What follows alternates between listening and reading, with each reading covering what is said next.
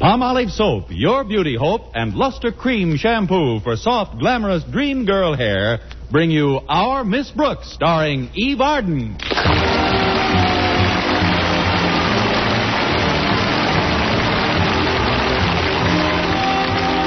Our Miss Brooks teaches English at Madison High School. And although one day in the life of a school teacher is pretty much the same as the next, at night well, perhaps we'd better let Connie Brooks speak for herself. Although one day in the life of a school teacher is pretty much the same as the next, at night you wish you were dead. Not that I'm bored. How could I be with Mr. Philip Boynton teaching biology at Madison? Of course, every new frog he gets in his laboratory represents an arch rival. But I shouldn't complain. It gives me an added interest in life. Each morning before I get out of bed, I look down to see if I'm getting webbed feet. Somehow, ever since we've been on the faculty together, Mr. Boynton just doesn't seem to think of me as a woman. I can't quite understand that, because when I think of Mr. Boynton, I always think of me as a woman. And I almost always think of Mr. Boynton, or dream about him, like the other morning around 7:25. Oh, of course, Philip. I'd love to go dancing with you. When will you come for me? That's quick work. Connie, it's me, Connie. May I come in? Oh, it's Mrs. Davis. Come in, Mrs. Davis. I thought I'd wake you before your alarm clock went off. It's so loud and nerve-wracking. Oh, I'm pretty used to it by now, Mrs. Davis. I always like to clear my throat before I pour orange juice into it. Well, I guess I better get up and perform my morning ablutions, like they say. You can ablute later, Connie. You stay right where you are. Oh, but Mrs. Davis, it's 7:30. No, it isn't. I set the clock a half hour ahead. But why? Snap. Snap? That's right. They want pictures of you from the minute you first wake up till you go to sleep. Who does? Snap. You're faded. What is all this about, Mrs. Davis? Snap is a magazine, Connie. Some time ago, I read that they were looking for the ideal American teacher for an interview. The next thing I knew, the layout editor was here in town and had called me up for an appointment with you. Me? But why me? I guess somebody recommended you as the model teacher. Somebody like who? Somebody like me. I wrote them all about you. What a wonderful teacher you are and how all your pupils love you. Oh, you shouldn't have done that, Mrs. Davis. I didn't. What? I discovered the letter in my desk this morning. I'd forgotten to mail it. So it must have been somebody else who... Oh, here they are, Connie. They've been waiting in the living room. Oh, but Mrs. Davis, I'm not dressed. Come on in, folks. Snap's the school teacher. Where is the little lady? Here she is. Well, and not such a little lady after all. Tootsie's reached all the way over the end of the bed. Those are my stockings hanging over the rail.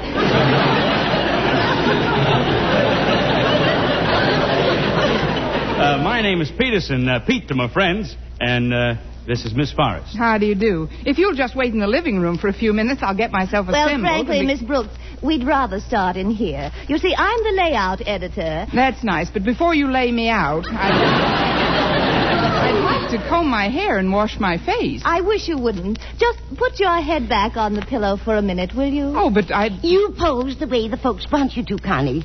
I'm going to make some breakfast for all of us. Swell, that'll be our second shot. Snap's the school teacher snapping up a breakfast. Good, huh? Very snappy. See you in a few minutes. Now, as I was saying, my dear, we don't want you to do a thing for this picture. Realism is what our readers want. The eyelids practically stuck together, little straggly clumps of hair flopping over the ears, and those little tired lines around a mouth that looks like it just tasted a raw lamb chop. We want you just the way you are. Thank you, dear. Have you picked your pallbearers yet? Do that, Pete. That's just what we want. That snarling look when the teacher first gets up in the morning. Got it. Now listen, you Please, two. Miss Brooks. We're going to be together all day. It'll be much more pleasant for all of us if you cooperate. Well, it isn't that I don't want to cooperate. It's just that I don't like to have my picture taken without a little makeup. Even if it's only an inch or two like you've got on.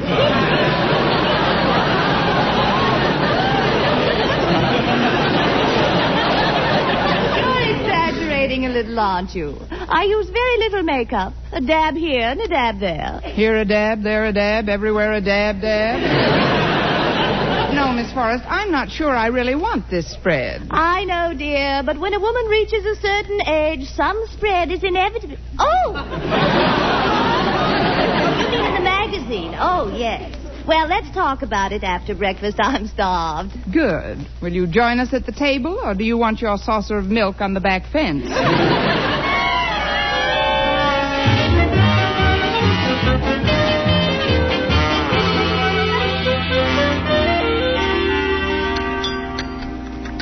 Well, I hope you enjoyed my pancakes.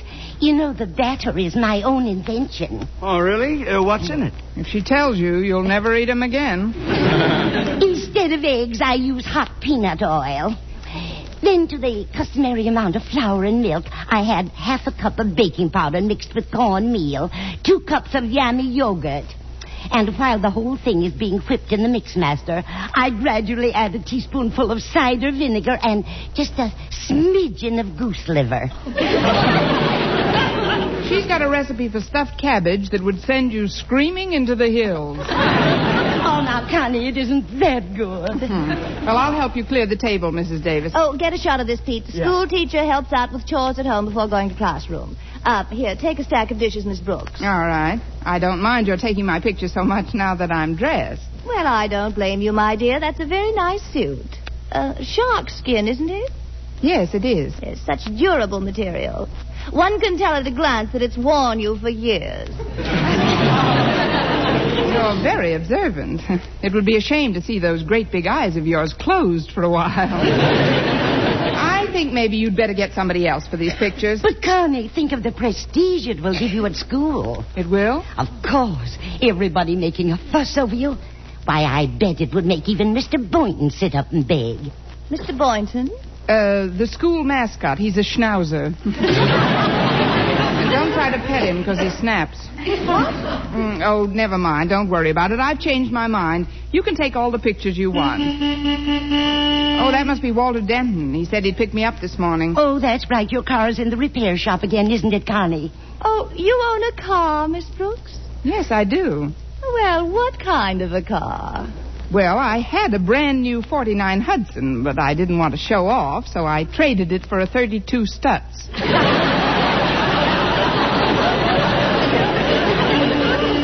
Coming, Walter! Oh, Walter, eh? Must be nice to have a man call for you in the morning. Who is he? The well-known absent-minded professor? No, dear. This one's more your type. Oh? 16 years old, and he can't run very fast. Say, you think Walter will mind if we ride down to school with you, Miss Brooks? Oh, I guess it'll be all right. Come along. Goodbye, Mrs. Davis. Goodbye, Miss Forrest. Thanks for breakfast. Leave after school, Mrs. Davis. I'll help you sterilize the mixmaster. Well, good morning, Walter. Boy, somebody looks yummy this morning. Why, Walter, do you really think so? I sure do, Miss Brooks. Where did you meet her? Oh, you mean Miss Forrest. Miss Forrest, Mr. Peterson, meet Walter Denton. They're with Snap Magazine, Walter. Glad to know you, Walter. Hi. Well, I'm certainly glad to make your acquaintance, Mr. Denton. What subject do you teach at Madison High? Teach? Oh, I'm not a teacher. Although I do coach some of the younger students in subjects that just naturally come easy to me. Like lunch period and study hall. Well, it was a natural mistake. You seem so gallant, so worldly, Mr. Denton. Just call me Walter. Well, all right, Walter. Then you must call me Stephanie. I must? Gosh, do you really think I'm worldly, Stephanie? I certainly do. I knew this morning was going to be different, even though it started out like all the other crummy mornings in my life. On my way over here, I just felt that something romantic was going to happen. And sure enough, here you are.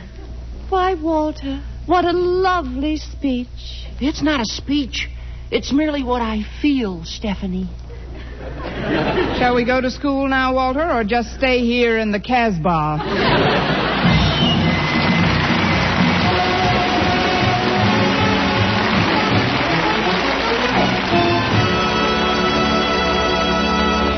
Our Miss Brooks, starring Eve Arden, will continue in just a moment. But first, here is Vern Smith with an important announcement. Ladies, what's your complexion problem?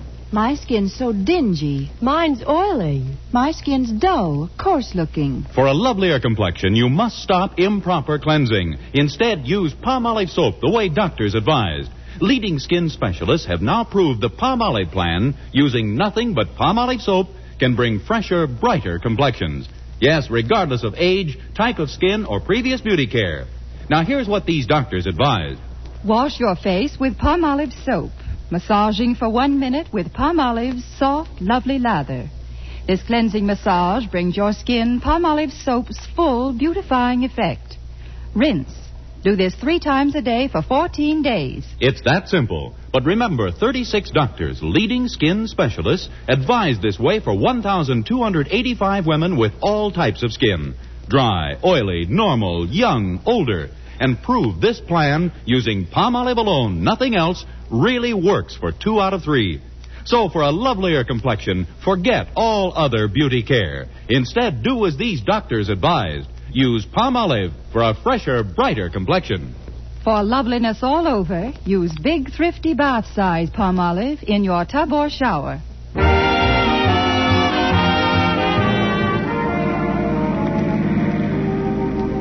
You know, folks, when I read that Snap Magazine was looking for a model teacher, I was going to write in and suggest Miss Brooks.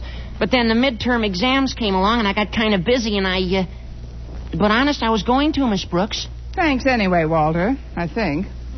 Is her picture going to appear on the cover when the story comes out? I imagine so, Walter. Gee, that's great. It'll sure be a relief from those pictures of glamorous young girls in bathing suits with legs. It may come as a shock to you, Walter, but I've got legs myself.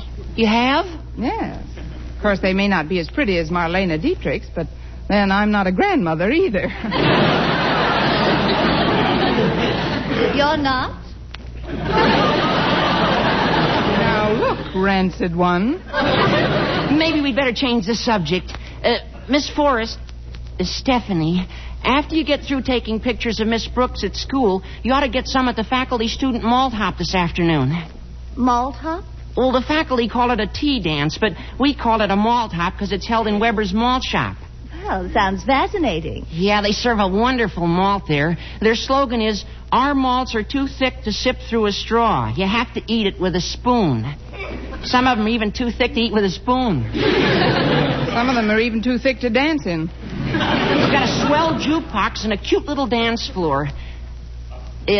Before we get to school, Stephanie, I'd like to ask you, could you... She would and she could, and she'll be there 10 minutes ahead of you. Well, Miss Brooks, you sound a little put out. You weren't by any chance expecting Walter to ask you to the hop. Me? Oh, heck no. I go with a girl. Why, Walter, I'm surprised at you. What do you think Miss Brooks is? A blackboard eraser with teeth. Gee, I didn't mean to hurt your feelings, Miss Brooks. No, you didn't, Walter. I'm used to it. I was just wondering about Harriet Conklin. Didn't you have a date with her for this afternoon? Oh, sure, but there was nothing definite about it. I merely asked her if she wanted to go to the hop, and she said yes. Oh. I didn't know it was that tentative. I guess you're going to the dance with Mr. Boynton, huh, Miss Brooks? Oh, do they let schnauzers in? Schnauzers?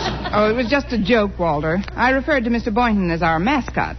He's really the biology teacher at Madison, Miss Forrest. And what a teacher. Boy, is he good looking. Oh, really, Walter? Yeah, he's tall, dark, handsome. Stoop-shouldered, knock-kneed, cross-eyed. Hey, isn't this the school? Oh, yeah, I almost passed it. Guess I was looking at somebody on my right. Well, if you'll just turn your head, Walter, you'll see Harriet approaching on your left. Good morning, Walter. Miss Brooks. Oh, I didn't know you had passengers. Oh, this is Miss Forrest and Mr. Peterson, Harriet. They're here from Snap Magazine. How do you do? Hi. If you'll excuse me, I'd like to get some atmosphere shots of the campus. Oh, yes, do that, Pete. Snap has picked Miss Brooks as the model American teacher. Oh, that's wonderful, Miss Brooks. And what a coincidence. Coincidence, Harriet? Yes. When I read about it, I sat right down and wrote them a letter recommending you. Well, thank you, Harriet. But of all the silly things to do, I forgot to put a stamp on it. It just came back the other day. That's just like a child of your age, Harriet. What do you mean, child, Walter? You see, Stephanie, this is the infant I allow to toddle at my heels when I'm not involved with some more glamorous creature like yourself.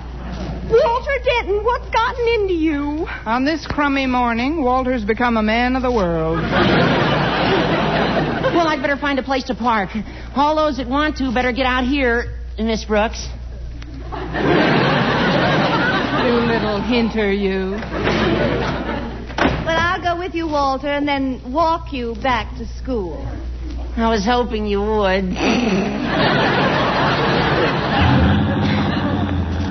Miss Brooks, I don't like the way that woman looks at Walter. I don't like the way that woman looks, period. She certainly is chic, in a Cobra-like sort of way. Has she seen Mr. Boynton yet? Bite your tongue, girl. Well, I think you ought to get permission from Daddy before you go through with this interview. After all, he is Madison's principal. Harriet, you've given me an idea. I must admit I kind of liked all the attention because I thought it would make Mr. Boynton sit up and take notice. But I never stopped to think that he might sit up and notice the wrong thing. Well, maybe Daddy won't consent to the interview. Then she'll have to clear right out. Harriet, you are wise beyond your years. Now, if you'll excuse me, I'm off to beg for your father's unpermission.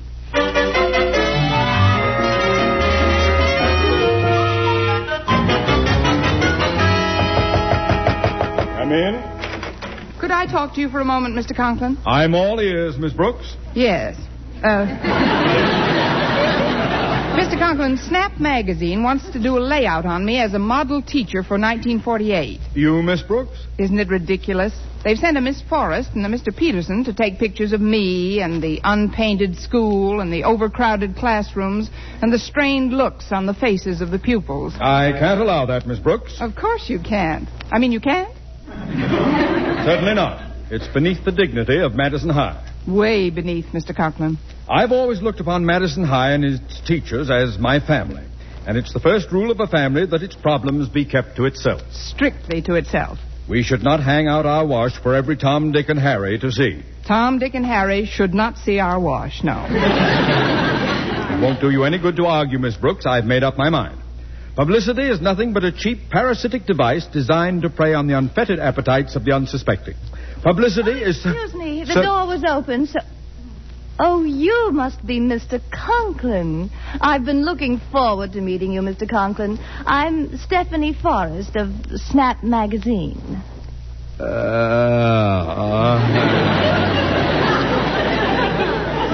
Won't you sit down, Miss Forrest? I'll be with you in a moment. As I was saying, Miss Brooks, publicity is the foremost blessing of our century. It makes the unknown known. It brings information and joy into the home of everyone. I can just see Tom, Dick, and Harry peeking at my wash. Miss Forrest, I was just explaining to Miss Brooks what this wonderful exploitation will mean to Madison High and its problems. Oh, I'm so glad you see it that way, Mr. Conklin. You and I will have to work together on this. I'll need your advice on so many things. Of course, Miss Forrest. Oh. Well, let's not be so formal. You can call me Stephanie. And you can call me Osgood. You can call me a doctor. I'm ill. Well, then it's all settled. I'll get a hold of Pete and we'll start shooting Miss Brooks at once. Fine. I'll bring my own blindfold. Excuse me, Mr. Conklin, but I didn't know you were busy, sir. Well, I am Boynton. You'd better come back later. So you're Mr. Boynton. Well, no wonder I've heard so much about Madison's biology department. Well, thank you, Miss... Don't look at me. I never saw her before in my life. Miss Brooks has such a quaint sense of humor. My name is Stephanie Forrest. But you can call her Miss Forrest, if you want to live to see your frogs again. Oh, what's that, Miss Brooks? Never mind Miss Brooks now, Boynton. What do you mean now? Miss Brooks, will you stop mumbling?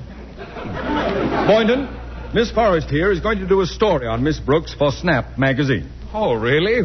Then they must have picked you as the model teacher. Well, that's wonderful, Miss Brooks. You know, I was going to write in and suggest your name myself, but then I got all wrapped up in my pigmentation experiments and neglected to do so. Well, it's nice to know that you thought of me. Well, now that you're here, Boynton, what is it you wanted to talk to me about? Well, sir, it's something I need for my guinea pigs, but I'd rather talk to you when you're alone. Oh, come now, Mr. Boynton. You mustn't keep anything back from a reporter. What is it you need for the creatures, Boynton? I'd rather not say in mixed company, sir. Oh, come now. We're over 21. Some of us are way over.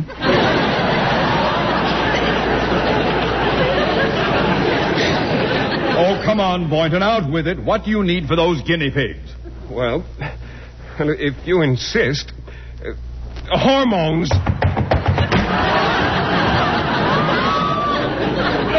Well, that's peculiar behavior. You ran right out of the room. Well, I guess I'd better be running along too, Mr. Conklin. Just a minute, Miss Forrest. Shouldn't we give the quarry a few minutes head start? Right you are. Now.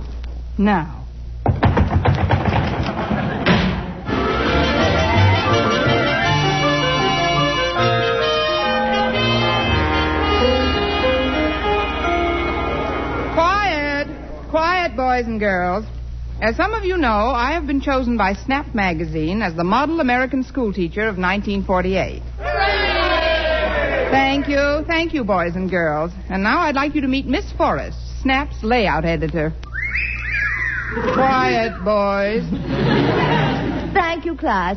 Now, before we take any pictures, Miss Brooks, would you please ask those boys standing in the back of the room to sit down? They are sitting down, Miss Forrest. They're sitting on the top of the desks. But why? Well, with the room as crowded as it is, I use them as lifeguards. Lifeguards? Yes, they keep the smaller children from being shoved into the inkwells.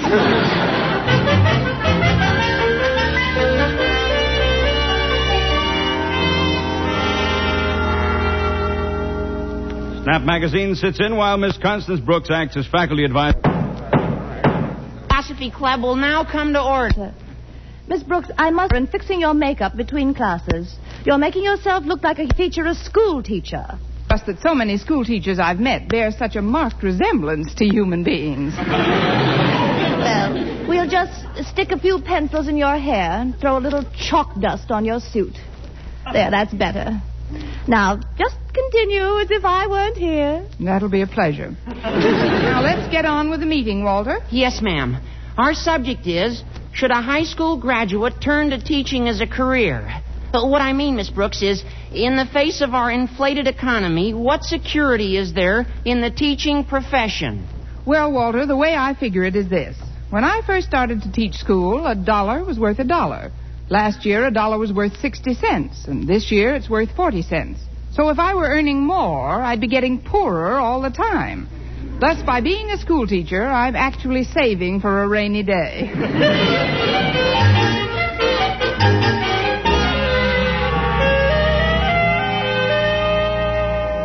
Snap joins Miss Brooks for lunch in the school cafeteria. Thanks so much for getting my lunch, Mr. Boynton. You're very welcome, Miss Brooks. Here's your change. Let's see. I'm Swiss on rye. You're the stuffed tomato. And, what am I? Now, there's an opening you could drive a truck through. Miss Forrest, is Pete going to take any pictures while I'm eating? In a few minutes. He's getting a bite himself right now. Oh, good. Then you'll have time to smear some mayonnaise on my nose. Frankly, darling, I'm not terribly interested in you at the moment. Mr. Boynton, when we chased you into your laboratory before, you wouldn't tell us whom you were taking to the malt hop this afternoon. Well, I really don't know if I should leave my work, you see. Oh, there you are, Stephanie. I've been looking all over for you. You're going to the hop with me, aren't you? Well, I can't tell yet, Walter. Good afternoon, folks. Miss Forrest, as principal of Madison High, I feel that it is my very pleasant duty to invite you to the faculty-student dance this afternoon. Well, really, Mr. Conklin, I don't know if I'll be finished with my work. That is, could I give you my answer after I've eaten? I haven't had a bit of lunch. Oh, I'm sorry, Miss Forrest. I'll go get you a tray. I'll get you a knife and fork. If you'll just take my arm, Miss Forrest, I'll personally escort you to the steam table. Oh, no, it is.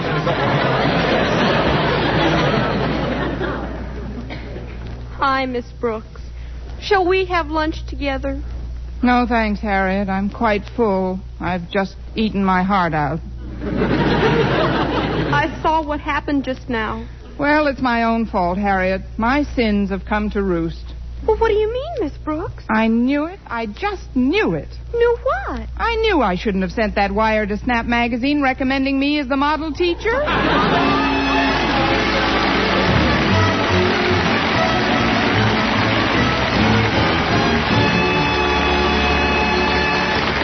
Eve Arden as our Miss Brooks returns in just a moment. But first...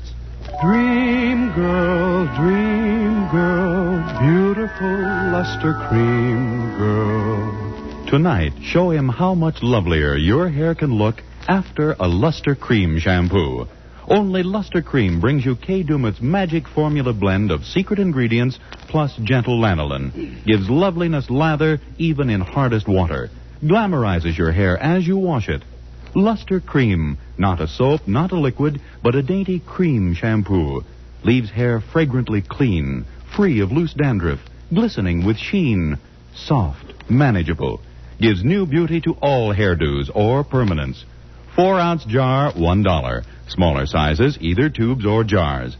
Tonight, try Luster Cream shampoo and be a Dream girl, beautiful luster cream girl.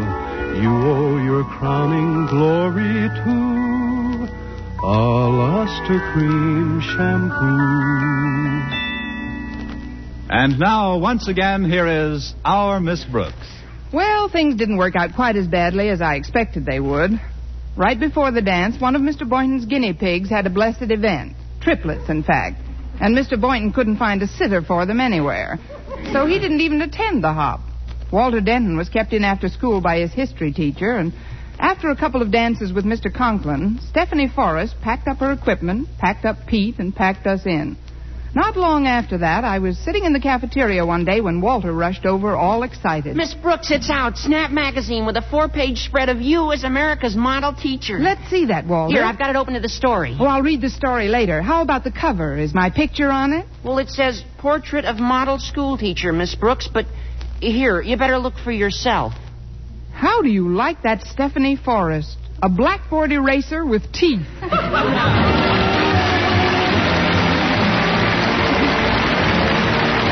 Next week, tune into another Our Miss Brooks show brought to you by Palmolive Soap, your beauty hope, and Luster Cream Shampoo for soft, glamorous dream girl hair. Our Miss Brooks, starring Eve Arden, is produced by Larry Burns, written and directed by Al Lewis, with music by Wilbur Hatch. Mr. Boynton is played by Jeff Chandler, Mr. Conklin by Gale Gordon. Others in tonight's cast were Jane Morgan, Dick Crenna, Gloria McMillan, Mary Jane Croft, and Jack Crucian.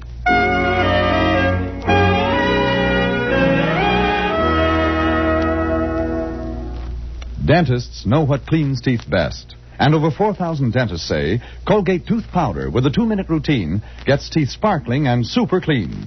So to remove dull film and get your teeth shining clean, just brush teeth day and night with Colgate tooth powder.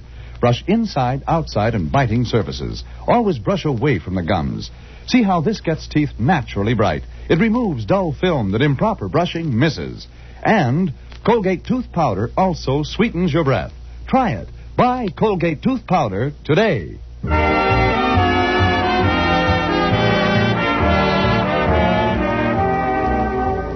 For mystery liberally sprinkled with laughs, listen to Mr. and Mrs. North, the exciting, fun-packed adventures of an amateur Park Avenue detective and his beautiful wife. Tune in Tuesday evenings over most of these same stations.